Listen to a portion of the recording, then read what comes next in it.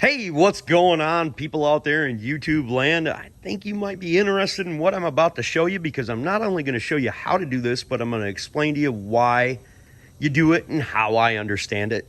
We're going to need a couple things to do the header wrap on this exhaust. I think I've came up with kind of an ingenious way of doing this header wrap and making it a little bit simpler for you. So down here on the floor, I've got a couple things that we're going to need. We're obviously going to need our pipe, which is stainless steel in this situation, but I'm also going to talk about wrapping headers, or at least exhaust pipes on motorcycles. Headers are a totally different thing. They wrap the same, but they're much more complicated than what this is going to be. So we've got our pipe here, we've got some gloves, we got a little bit of soap and water, but it's in the bang bottle. So it's just soap and water. We got some zip ties. We've got some 1-inch. Now you can use 1 or 2-inch header tape. This is a 50-foot roll of 1-inch, and I think it's going to be more than sufficient for this. We're going to use the soap and water to liquefy the tape. Now, in a lot of videos, they're going to talk about putting the whole roll down inside water. The manufacturer doesn't recommend that, so I'm going to follow their instructions on doing it. But what the water does is it absorbs inside this header tape and makes it a little bit more malleable. Now, you can get header tape and these little ties that go on the header tape off of Amazon. They were fairly cheap, a lot less than what I paid for this stuff right here. I've also got a ratchet right here and a socket. And what I'm going to do is I'm going to take the ratchet and the socket, and I'm going to put the ratchet inside the vise, and I'm going to put this on the socket. That'll allow me to spin it, but allow me to stop it as I pull on the fiberglass and materials. Now you'll also notice some cans of paint. This is high temp engine paint, and I'm not going to show you who makes it because you can buy any of this stuff. And this is silicone. In this situation, we're going to use the high temp silicone. Now, if your pipe was not stainless steel like this one, you would paint it prior to putting on this, and you would scuff it up with some good sandpaper so that paint will stick to it, and that will allow it not to rust. But since this is stainless steel, we don't necessarily have to worry about that. Actually, we don't have to worry about it at all. We've also got some zip ties over here, and that's so we don't waste our straps. We can zip tie it when we start it and then strap it when we're done. That's what she said. Now, another thing that we got sitting here, because if you've never done header wraps before, they can be a pain in the butt. Now we also have a lighter and some brake cleaner right here. And the lighter, you should always have a lighter in your pocket because you never know when you're going to need to burn something down. I mean, apparently it's okay nowadays to do that, so we've got that there. I don't think we're going to need that in this situation. I'm going to try to make this as easy as possible for you. Okay, so let's talk about the pros of wrapping this exhaust. On the four-wheeler, there's a lot of different reasons why you would want to wrap the exhaust, but there's also engine beneficial reasons of why you would wrap the exhaust, like more horsepower, more efficient engine, stuff like that. So we're going to talk about that. On this four-wheeler right here, one of the major reasons to wrap the exhaust is because it runs right by your leg, and this sucker gets hot. I'm sure it's easy to burn your calf, but that's one of the beneficial reasons that you're going to notice immediately from doing this. The other reason is because you do get a fair amount of extra horsepower out of the engine because it's running more efficiently. Actually, it's cleaning the engine more efficiently. Because of the heat is greater here on the exhaust, it actually sucks out a lot of the molecules and particles that are often left behind. So if you've ever taken an exhaust apart, or an engine apart, I mean, you've taken it apart, you've seen all sorts of black stuff built up on your valves. This cleans it out really nice. So what happens is, because the exhaust collects more of the heat, the gases pull all them carbons and deposits out, actually giving you like 5 to 10% more efficiency from burnt up molecules inside there. Because the exhaust is hotter than the engine, or at least that's the way I understand it. I could be mistaken, and I'm certain, I'm 100% certain you ball busters love busting us people's balls on YouTube about how we're wrong about things. So somebody will put that down in the comments and say, oh, Clay, you're not that smart. You're not a very smart guy. Well, let me tell you this. Let me put it to you this way. Wrapping this exhaust cost about $30 to $40. I get more efficiency, I get a cleaner engine, I get more horsepower, and I'm not burning the crap out of my freaking leg every time I ride the damn thing. So that's the real reason I'm doing it. It does have nothing to do with physics or this. It's just psychological to me, and that's the only reason I started doing this anyways. So run your mouth down there all you want. There's probably millions upon millions, hundreds of millions of people that are smarter than I am.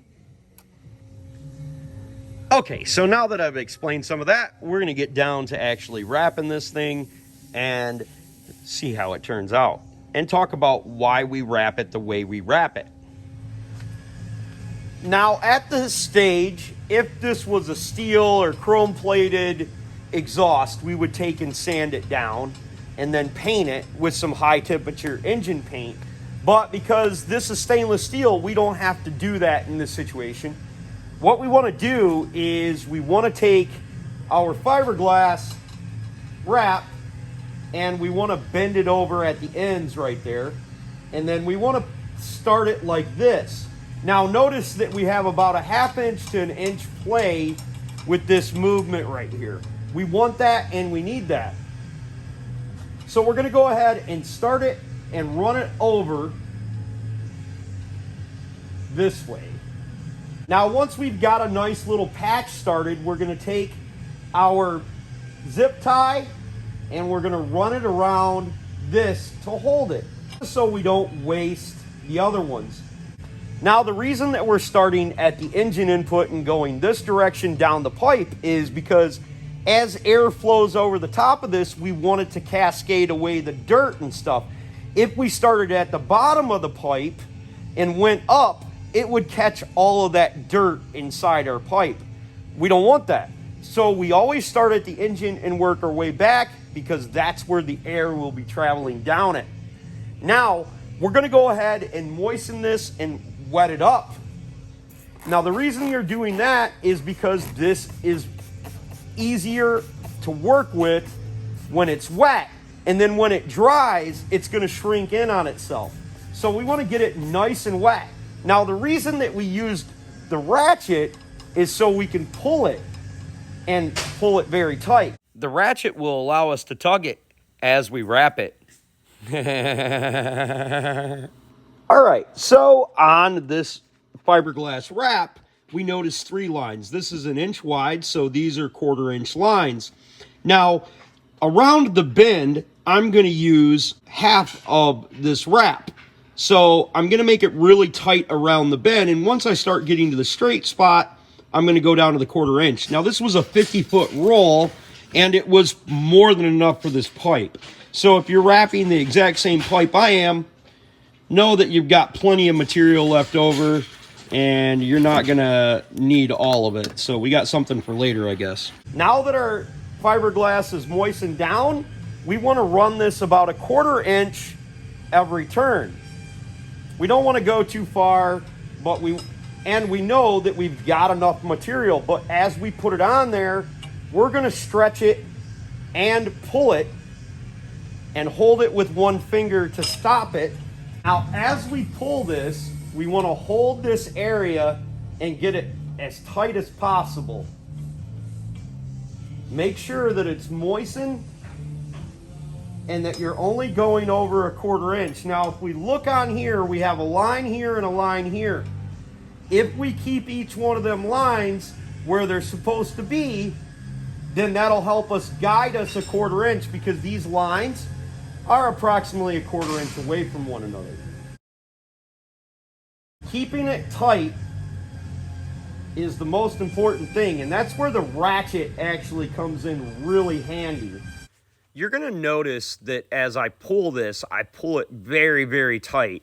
The weaves interlock with one another as you're pulling it tight, kind of holding it, but keeping a finger on it is a really good idea. And if you end up needing to stop, you could throw a zip tie around it if you're going to be away for a little while, but I got this pipe done in about 30 to 40 minutes. Now, I'm also going to moisten it during this process. And every once in a while, I'm going to have to pick up my roll of fiberglass and spin it around to get the curls out of it.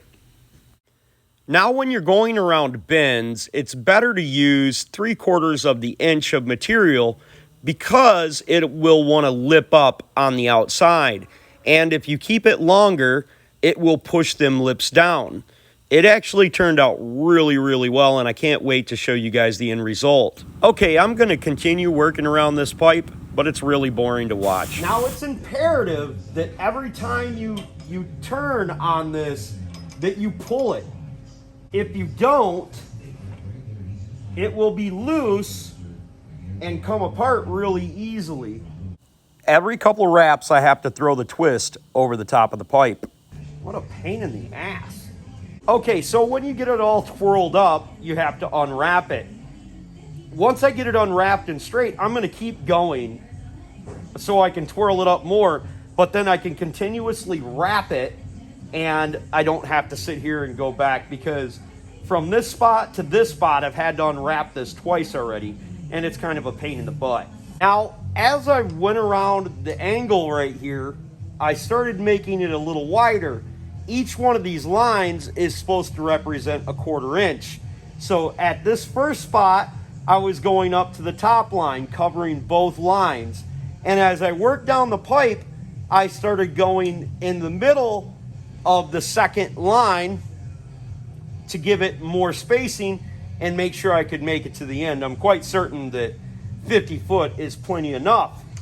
I just cannot stress enough how much pulling this as you put it on is important, which makes the socket and the ratchet really, really handy on this particular pipe. And if we keep pulling it and we watch what we're doing, this thing's going to turn out smoking hot. Now, the ideal thing to do is when you're running this around, just keep throwing this extra over the top of your pipe so it doesn't get in your way down below, and it's going to continuously curl up, but you can straighten it out and we can pull it out eventually.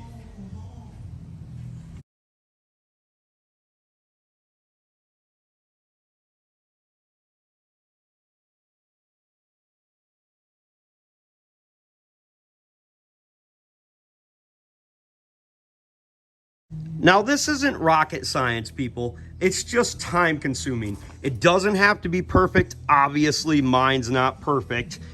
But what you should be able to see is when you're pulling this and you pull it correctly, you should be able to see a ridge of where your overlap is from the other one. Just keep it tight and keep pulling it tight. You'll get her all right. So you're probably wondering why I haven't showed you this yet. Now, the reason that I put it in the ratchet is so I could turn it and put it on there. Now, the reason I waited till the end of the video is because a lot of people love to turn the video off when they think they know what I've done. But there's still more steps to doing this to make sure that it lasts. So I'm going to be doing them steps as well. I'm really happy about finding the correct size socket to fit in this exhaust pipe, because this works super well to keeping it tight. Yeah, baby. Look at that. Okay, so in this situation, we're going to leave about 2 inches before the end of there. We're going to go ahead and cut this off.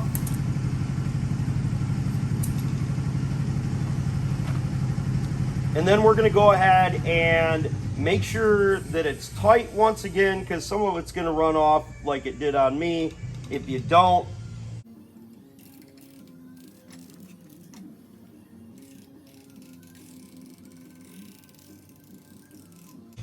Now at the very end, we want to flip it over and put it down. And the reason for that is that actually creates like a little lock mechanism, because these weavings will lock against one another, especially when they're tight. Now for a temporary fix, I'm going to install a zip tie on the end of here so I can show you how to install the straps properly. So now I'm ready to put on my band clamps, and I had this marked, but I think I covered it up, so I'm gonna have to take a little bit of this back on here before I go to install it on the bike. But we're ready to do these clamps, and how these clamps work is you take one end of them. So these particular clamps that I have go inside here, and when you clamp it down right here, and you can just use pliers and stuff, it'll catch on that metal. But they do make ratcheting style ones that I think work a little bit better, because when you pull them through, they click like zip ties, and you can pull them tighter. And once you get it up in there, you flip this over, this tab right here, you flip it over, and that locks it into place, along with pressing it with some pliers, and you're good to go. Now using a pair of needle nose pliers. Now we want to take a pair of pliers, and we want to pull these. Now you'll notice that I'm resting this on the inside of where I believe the pipe is going to sit. So if we just take these needle nose pliers and we keep twisting it, it'll get really tight. Then when we get it right there, we can use the needle nose pliers and strike it with a hammer and knock the notch down. At least that's the hopes.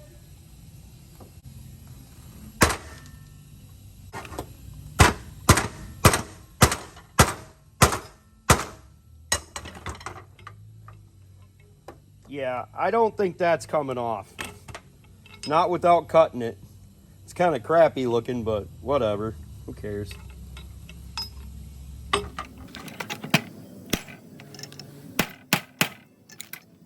Then I can cut my access off of there, and I've got a nice pinch on that, and it's going to stay real tight.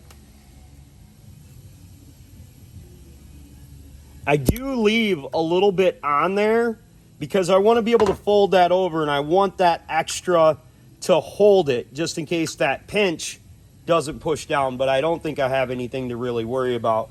Now I can just cut off my zip ties and put it on the bike and see what it sounds like.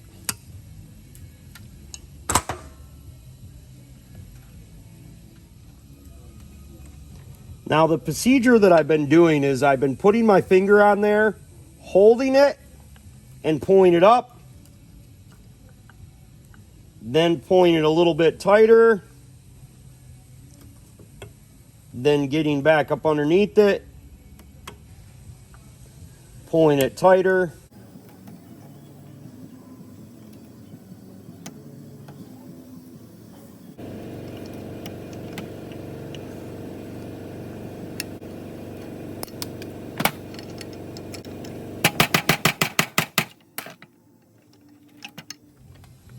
Okay, so I redid that end because I think I had it a little bit too far up there, and I wanted to make sure it did, but I think it turned out really, really well.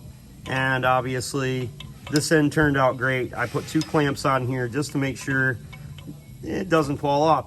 Now I've got to silicone spray this, and I'm just going to take it out, hang it up with some wire, and spray it down.